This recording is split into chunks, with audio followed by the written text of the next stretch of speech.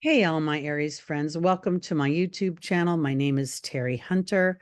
I'm an intuitive astrologer, and I'm here today with your June 2024 monthly horoscope. These horoscopes are based on whole sign Western astrology. So when I'm talking about Aries, the chart wheel is Aries rising is the first house. This is also applicable to Aries sun, Aries moon. And if you have 3 or more personal planets in the sign of Aries, this video would be very much focused for you as well. So let's jump in because the month starts off in a pretty harmonious way. We see, the nodes are always going to be in opposition, but all the other planets are in a harmonious or a favorable conversation. And we're feeling just the beginnings of Jupiter's entry into Gemini, which will take place until June 2025. So we're going to feel a real expansive energy in our thoughts, our curiosities, our everyday lives, in how we interact with people, communications, social activities. A lot of things could feel very busy. Gemini is a very busy sign. Jupiter expands things. So you could find your social calendar. You could even find your interactions with if you have children that are of school age, let's say grammar school, even junior high, you could see their activities swell a bit. But here at the beginning of this month, June 2024, we see that we've got Venus and the Sun in a nice tight conjunction here in Gemini. That's a nice warm, fuzzy feeling. That would be a lot of potential social activity involving female energies or even enjoyment and pleasure. We see Gemini is in the last degrees of Taurus, and it will be entering its domicile, joining Jupiter in just a few days. These planets are all, especially Venus and the Sun, making a nice aspect to the South Node here in Libra. So this could very much, Venus rules Libra. This could feel as if there's just an awareness coming to you, a way to create balance, the need for pleasure and relaxation in addition to dealing with my everyday activities. We also see, which I think is super powerful, is Jupiter is making a trine aspect to Pluto retrograde. And this is really, to me, an expansion of my own personal transformation, my hopes, my dreams. What do I want for myself? Aquarius is your 11th house.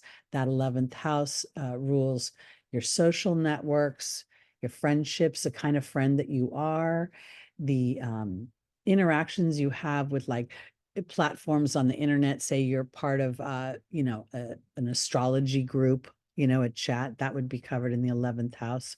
It's also, the 11th house is a house that matures over time. They call it an upachaya house. So the information that's being garnished as this trine is offering a transformation of my beliefs, potentially even an expansion of my own ability to create my personal wealth. We see that Jupiter is making a nice sextile to Neptune. Neptune makes a sextile to Pluto, and Pluto makes the trine to Jupiter. So there's a focus here offering me a more,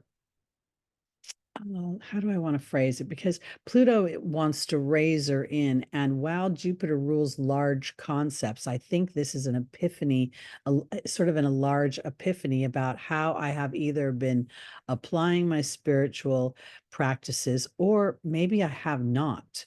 So as I start to apply my spiritual practices with intention, with awareness, with deliberation here, with this aspect, things start to, I believe, reveal themselves in the material world. Neptune is about to move into Aries in March of 2025. That's going to be your first house, and it's going to bring a significant change in energy. So here, Neptune being in the very final degrees of your 12th house is giving you an opportunity to feel the power of your own revelations and then using that revelation to move yourself forward. We see your ruling planet has been in a conjunction here with Chiron, and this has sort of been going on at the end of May. You also experienced the conjunction with the North Node, so you would have had a strong sense of wanting to transform any wound into a gift, maybe even in a real awareness of how anger and frustration doesn't actually fuel you. It might actually, tend to create too much smoke, the fire within creating smoke so you can't see your truth. But now it feels as if this month starts with a bit more clarity or a bit more awareness that you're on the road to clarity. Excuse me. We're going to see on the 3rd, Mercury is going to move into its domicile here in Gemini in your 3rd house. So I think there's going to be a real expansion of communications, of potentially social activities. You could find yourself even becoming very curious about things that seem up until now have been foreign to you. Jupiter is technically in detriment in Gemini, being the furthest house away from its home. And yet Jupiter is a foreign traveler. So wherever Jupiter goes, there's a sense of comfort that Jupiter naturally has. So here what we see is an integration of the broad concepts and then the details it takes to put those concepts into my material experience. We also see that the Sun and Venus are in an exact conjunction. This is pretty warm and fuzzy for me, even though it is making a loose square to Saturn on this particular day. It feels a little bit more the square to Saturn doesn't feel that strong to me just yet. I'm actually feeling more the trine to the south node and sort of having an awareness. Venus rules Libra, and with the sun, having a greater awareness of maybe my habitual thoughts, my habitual patterns. And this is not to villainize them, but to capitalize on the ones that are serving me and maybe to diminish the ones that aren't serving me. We still see Jupiter is in a trine. Now Mercury is beginning the trine with Pluto. So there can be some opportunities for expansion when it comes to creating your own wealth through other people as resources.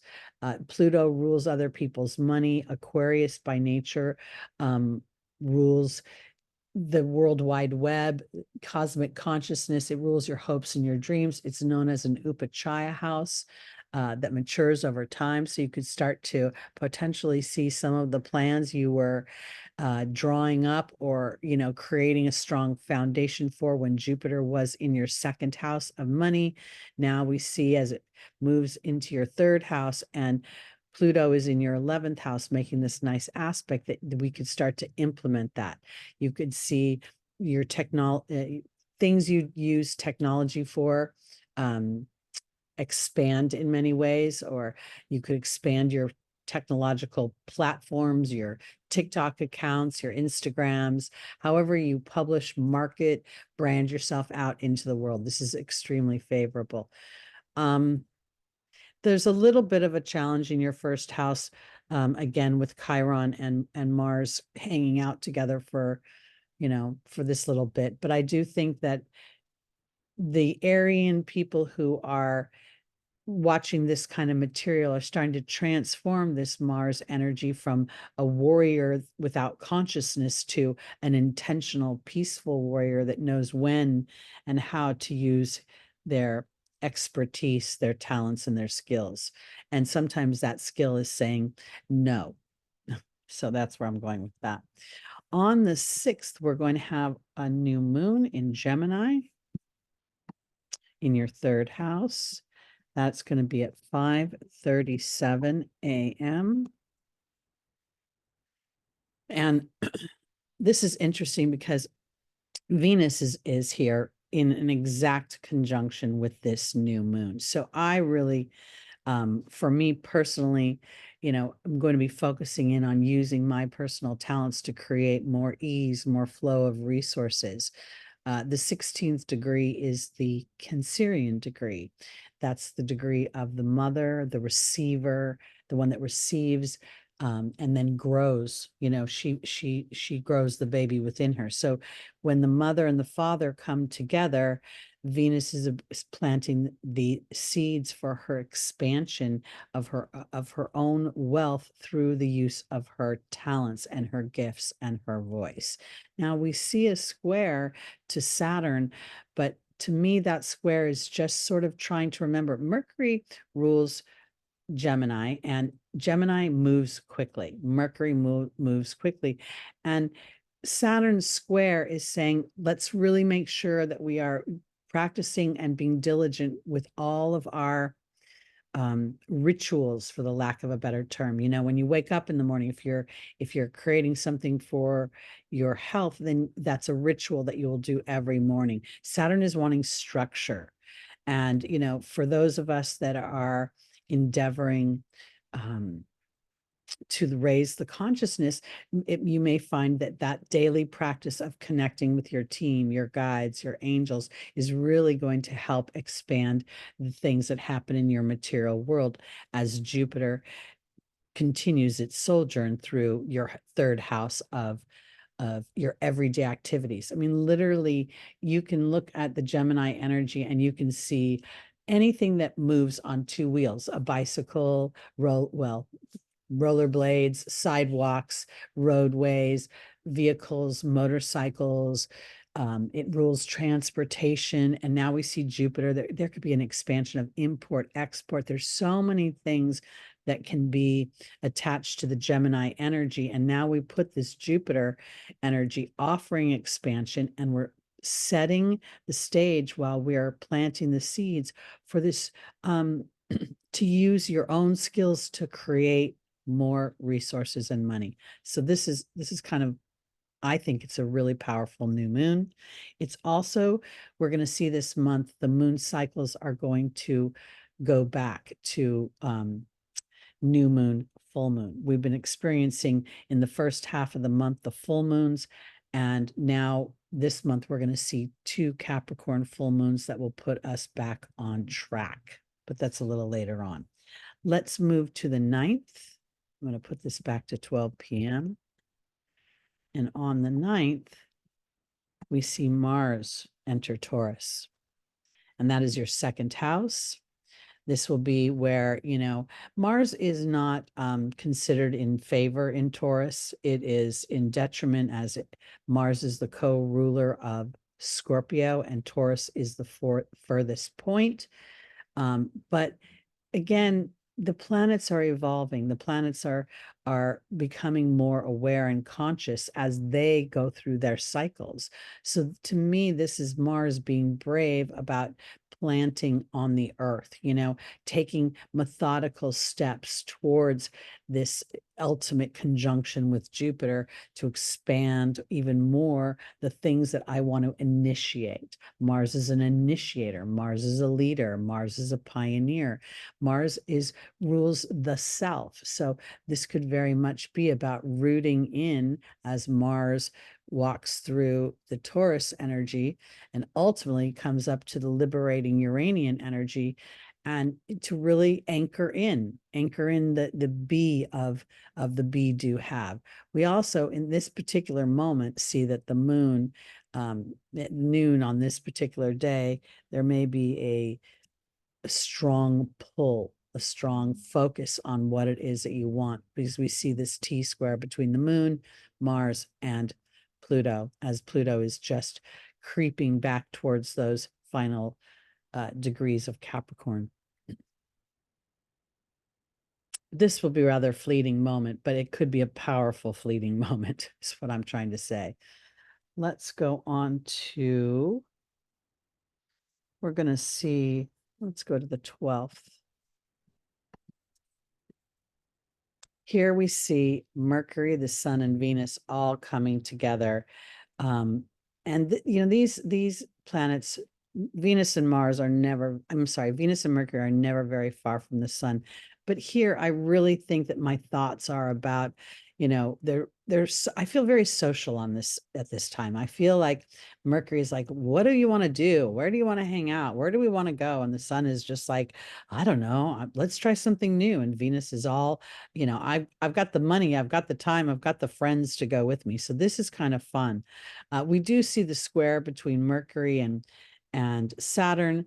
And while that may feel a little bit restrictive initially, I think again that this is more about it's Saturn feels as if it slows this roll a little bit, it's just about making conscious decisions. Are the decisions that I'm making in this day going to move my story forward? And I want to offer this because all work and no play doesn't actually move the story forward as expansively as a balance between the two. So we see Mercury's at 19 degrees and an exact square to Saturn here. That's the Libra degree of balance. So, because this could be this Venus, Mercury, and Mercury, Venus, and the Sun conjunction right now could be a little overindulgent. There's a feeling of maybe moving so fast that if you're hanging out and partying, you just want to be mindful of, I don't know, the rules, boundaries, and limitations. I kind of want to put it this way, almost as if you were out at an event, don't drive, too quickly on the roadways. Just be mindful, take a ride share or something like that if you're out hanging out. We also see the sun making an exact sextile to Chiron. So this could be where you see your wound transformed into a gift. And it may not be, anchored in 100%, but here, there may be, this feels fun to me. This little conjunction here just feels as if it's offering me an opportunity to have fun. What is the day of the 12th? Yeah, it's the middle of the week. So you may be out, Wine Wednesday. I don't know what, but it feels a little bit like celebratory to me, even with the square here to Saturn. And we see on the 17th, Venus and Mercury will do a sign change, and they will be conjunct in the sign of Cancer.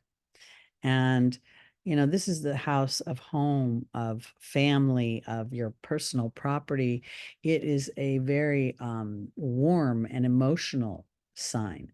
And here there could be, we're getting into almost in the summer solstice, and we could be seeing that there's more activity in the neighborhood. There could be even potentially more activity or exchanges with your siblings, with your female friends in general. And there could be even potentially curiosities and looking at I almost feel this wanting to spruce up the house. I don't know why I want to say that, but there's a potential. This could be a little bit of a time when everything is focused on the young ones, on the home, on, what's going on within the home, and even putting a little zhuzh into the home of some kind. I don't know why I want to say it like that, but I do. So I'm going to stick to it. Okay. Now we see there's a square here to Neptune. The sun is squaring Neptune within 2 degrees, and technically the Venus and Mars are as well. This might be a little cautionary tale of don't drink and drive, or be careful of the spirits that you ingest versus, and be mindful. I'm just going to put that way. Let's go to, pardon me, I have to turn my notes page. Thank you, Aries, for your patience. On the 20th, we're going to see the sun move into Cancer. Well, not quite there at 12 p.m., but let's go one more day over. There we go. So the sun is now moved into Cancer, and we're in the middle of, we're beginning summertime. We're feeling all of that warm, fuzzy. Let's get out the barbecue. Let's fire up the grill, etc. We also see that Mars is making a favorable aspect here to Mercury and Venus. So this could also be, this is a sextile here where there is because Cancer rules the home and Taurus rules the skills and the confidence that you gained from your home environment. And with this favorable aspect here, it makes me feel as if there's a turning point of some kind, as if the Mars energy is starting to feel a little more settled, knowing how to use its sword, how to use its strength. And now there's a softening to this a little bit, a softening of the thoughts, even maybe potentially feeling a sense of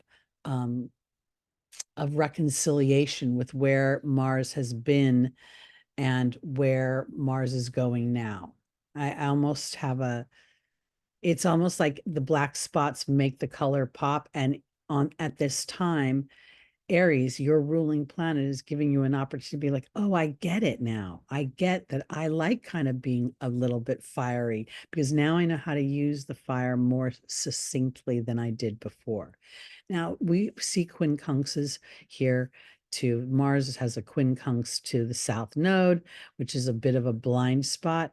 But I feel like this is something that is not necessarily unfamiliar anymore. It feels as if Mars has been, entertaining the nodal structure when it was up here with the north node. So now the only blind spot would potentially be, I want to say, sometimes there's an exaggerated shift when we have an epiphany, like we go too far one way.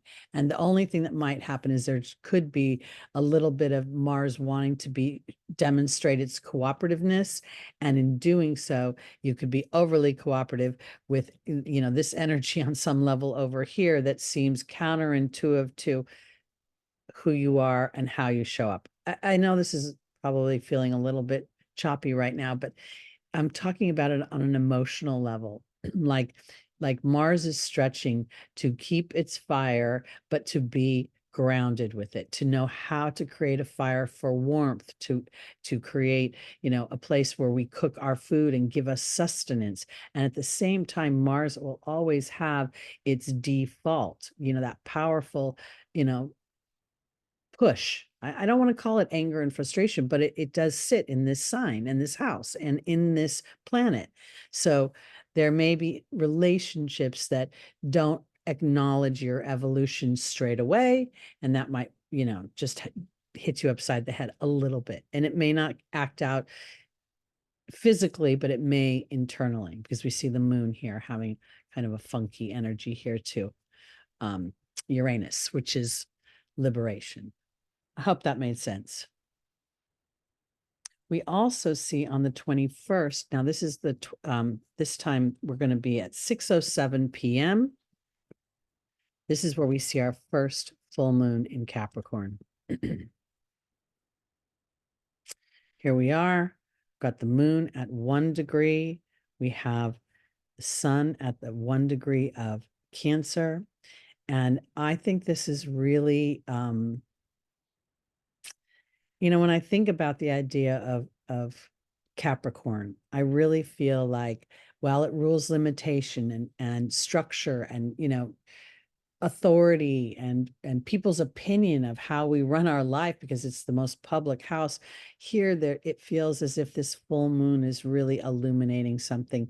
We know that while Pluto is in a quincunx to this sun here, Pluto is been doing a deep dive into the Capricorn energy. And I think for my Aries, this full moon is going to illuminate something about your career, about how you want to spend your, how people perceive you in your neighborhood, in your community, in where not everybody is a public figure, and yet every one of us has a public presence.